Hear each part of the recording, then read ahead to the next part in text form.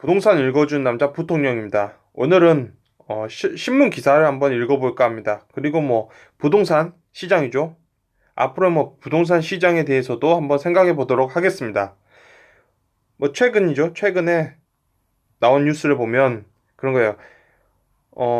그런 거죠. 강남 4개구와 비강남 16개구에서 전용 면적 25평이니까 거기에서 가격 변화를 했다는 거죠. 그래서 부동산 뱅크하고 국민은행 부동산 시세 자료를 통해서 판단해 보았다라는 거예요. 그래서 문재인 정부 때 4억 5천 정도 올랐다. 역대 최대다라고 한 거죠. 그리고 그에 따라서 부동산 시장이죠. 부동산 시장. 앞으로 처방이 필요하다. 극약 처방이 필요하다. 그런데 결론적으로 놓고 보자면 이런 거겠죠. 지방 쪽도 살려야 된다. 지방을 살리면 된다. 그런 거겠죠. 그런 거고. 그다음에 수도권에서는 공급을 늘려라. 그런 얘기겠죠. 그런 얘기. 그런 얘기겠죠. 그다음에 두 번째는 유동자금이죠. 유동자금이 부동산 시장이 아니라 기업으로 흘러가게 해야 된다. 라는 게 큰 흐름일 거예요. 흐름. 그래서 그런 흐름으로 앞으로 미래는 진행되겠다라고 볼 수도 있겠죠. 그래서 지방이 부동산 시장이 안 좋거나 아니면 지방 시장보다 수도권하고 이 갭이 많이 벌어졌으니까 당연히 지방 쪽으로 뭔가의 어떤 특혜들을 좀 줘야 되지 않겠냐, 산업적으로. 물론 그런 얘기겠죠. 그런 얘기가 나오고 있다고 하더라도 지금도 지방에서 굉장히 또 미래적 산업들을 위해서 그린 에너지 아니면 전기차 그런 것들에 대한 산단들은 다 지방에 있기 때문에 지방이라고는 나쁘지 않다라는 거예요. 아무튼 이제 중요한 건 그런 거죠. 우리가 이런 시세들을 보면서 가격이 이렇게 상승됐다라는 거죠. 그래서 우리가 이것들을 이제 과거서부터 한번 보는 거예요. 과거에서부터 어떻게 우리가 진행되어 왔는가. 그래서 이런 게 전용 면적 25평이라고 생각하자고요, 이걸. 그래서 1억 8,200부터 시작했다는 거죠. 김영삼 정부 그때부터 했어. 그러면 1993년부터죠. 이 시기부터 이제 김영삼 정부가 시작이니까. 그리고 나서 또 5년 후에 97년도부터 해서 시작해서 이제 김대중 정부가 들어섰고, 그래서 김대중 정부에서는 2억 2,900이 3억 9천으로, 그래서 2하고 3의 시대, 그 다음에 우리가 보고 있는 김영삼 정부는 1억과 2의 시대였던 거죠. 그리고 노무현 정부에 들어와서 3억 9천이니까 4부터 시작해서 7의 시대, 4와 7의 시대였고, 이명박 정부에서는 7과 6의 시대였던 거죠. 7과 6의 시대. 그리고 박근혜 정부에서는 6과 8의 시대였다라는 거예요. 그런 식으로 해서 점차적으로 아파트 가격이 상승됐다는 거죠. 그래서 우리가 보자면 그런 거죠. 서울에는 모든 아파트가 아니라 그래도 주요 단지들 항상 어떤 기준이 되는 단지들을 보고 있는 거죠. 그래서 1억 8,200이죠. 그래서 1993년에 1억 8,200이죠. 1억 8,200은 2002년이니까 2002년이라면 그거죠. 2002년이라면 김대중 정부죠. 김대중 정부의 거의 마지막 때란 거죠. 97년도에서 이제 김영삼 정부 끝나고 5년이니까 2002년도 정도 그때죠. 그래서 그 당시 때 보면 1억 8,200이 3억 9천 정도다. 3억 9,500. 즉 4억대다라는 거죠.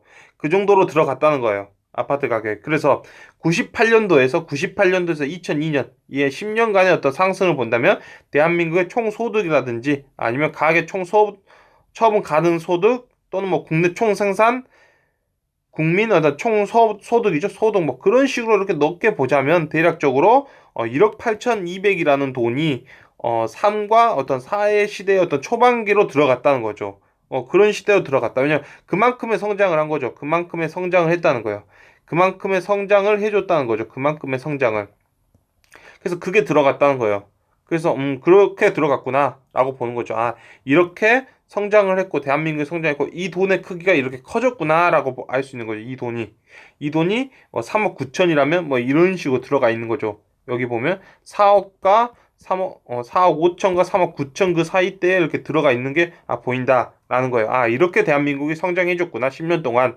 이거 보고 가는 거죠. 그리고 나서 이렇게 보시면 노무현 정부가 이제 들어서는 거죠. 그래서 4억대에서 시작해서 7억 6천까지 올랐다는 거예요. 그러면 1억 8,200이란 돈이 7억 6천까지 올랐다면 지금 이 사이를 본다면 6과 5의 시대였는데 이게 시대죠. 이 6과 5의 시대인데 7.6이라면 이 시대보다 더 앞에 있는 거죠.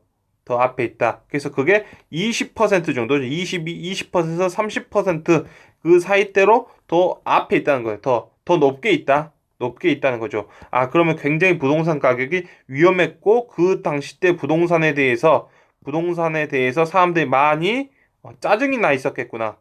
라는 거죠. 짜증이 나 있었겠구나. 그 시대 때는. 그게 볼 수 있죠. 그래서 이런 것들은 조정을 받았을 수 있겠다라고 생각할 수도 있겠죠. 2002년도에 가서 본다면. 그리고 나서 이제 이명박 정부가 된 거죠. 그리고 7억 6천이죠. 본인들의 어떤 6과 5의 시대보다 한 단계 있던 그 7의 시대 때 있었는데, 그게 이제 이명박 정부가 끝날 때쯤에서는 6억 6천이 됐다는 거죠. 그러면 1993년에 1억 8,200은 2023년이죠. 2013년이죠. 2013년. 2013년이라는 이제 이명박 정부가 이제 끝날 때쯤 해서 그때를 본다면 그 금액은 8억에서 6억 9천이니까 8과 7의 시대였던 거죠. 8과 7, 6억 9천 뭐 이 정도면 이 정도 시대 때인데 이 돈 이제 6억 6,300이니까 이렇게 있었다는 거죠. 이 정도 수준대에 있었다. 그러니까 다시 그 안쪽은 뭐 들어왔다라고 볼 수도 있겠죠. 왜냐면 그러면 이렇게 보자면 노무현 대통령 시대 때가 굉장히 많이 올랐고 그것들은 이제 이명박 정부 시대 때 이제 조정을 받았다라고 볼 수도 있고 제자리를 찾아갔다 정도로 볼 수 있고 또는 대한민국의 경제가 발전했던 거 보자. 그런 거죠. 1억 8,200이 8억 6천 정도가 됐는데 그것보다 더 아래 정도에 있었으니까 뭐 안정적이었다라고 볼 수도 있는 거죠. 아니면 또 이명박 정부 때는 뭐 주식 가격을 뭐 띄우는 정책을 해서 투자자 수요들이 그쪽으로 갔을 수도 있는 거죠. 아, 기업 레벨 쪽으로 갈 수도 있겠다라고 보여진 거예요. 그래서 이런 시기 때 이제 부동산을 사면 뭐 괜찮은 거겠죠. 이런 시대 때.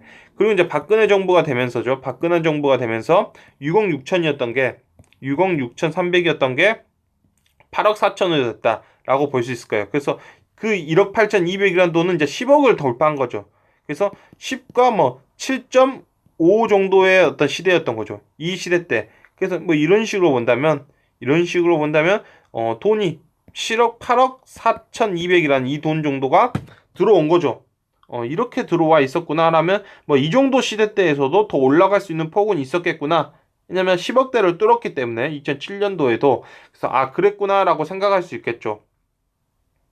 그리고 나서 이제 보면 이제 문재인 정부가 들어서면서 부동산 가격 초기에 8억 4천 정도 때였다라는 거예요. 8억 4천 정도의 때에서 이제 들어와서 2019년도 넘어가서 본다면 이제 11억 정도로 이제 돌파한 거죠. 11억 정도로 1993년에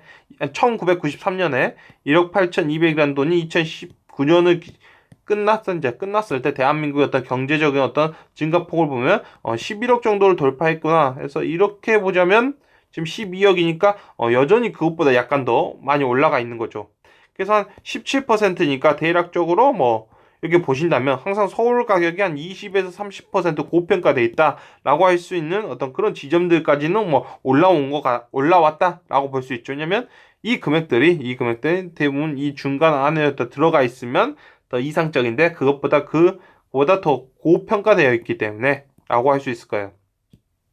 그래서 놓고 보자면 노무현 대통령 시대 때는 우리가 도달할 수 있는 부가가치의 어떤 상승률 대비해서 22%였고 지금은 이제 문재인 대통령 시대 때는 우리가 도달할 수 있는 것보다 한 17%. 그래서 뭐 지금 이제 2020년도에 어떤 경기적인 약간 하락세를 우리가 감안한다면 대략적으로 20%. 그래서 대략적으로 지금의 어떤 가격이 20에서 30%의 어떤 고평가돼 있다라고 볼 수 있고 뭐 그냥 더 쉽게 말하면 20% 정도의 어떤 고평가 지점에 들어가 있다라고 보시면 될 것 같아요.